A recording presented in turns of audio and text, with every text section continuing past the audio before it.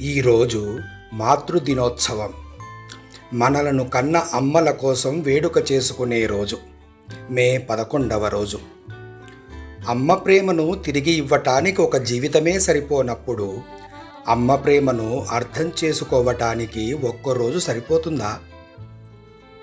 అసలు అమ్మంటే నన్ను చూడకుండానే, నా గొంతు వినకుండానే, నా గుణం తెలియకుండానే నన్ను ప్రేమించిన మొదటి వ్యక్తి మా అమ్మ అంటారొకరు.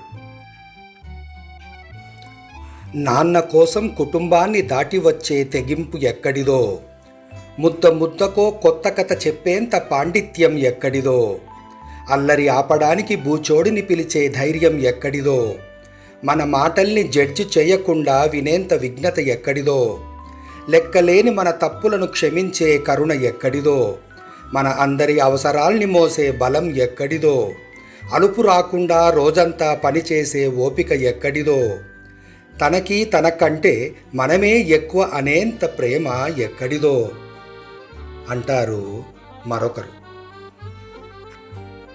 ఇక మరొకరైతే తన ప్రాణం పోతుందని తెలిసినా మనకు ప్రాణం పోసి, తన రక్తాన్ని మనకు పాలుగా పట్టి, తన సంతోషం ఆనందాలను మనలో చూసుకుంటూ, ఎలాంటి బాధనైనా మరచిపోయి మన చిరునవ్వును చూసి మురిసిపోయే దేవత అమ్మ అంటారు. ఎవరు రాశారో తెలియదు కానీ అమ్మ ప్రేమను అక్షరాలలో ఆవిష్కరింపజేసిన వారికందరికీ శతకోటి వందనాలు.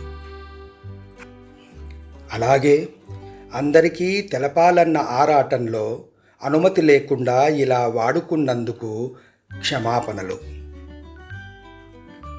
పిల్లలకు ప్రపంచం ఉంటుందేమో కానీ తల్లులకైతే పిల్లలే ప్రపంచం కదా.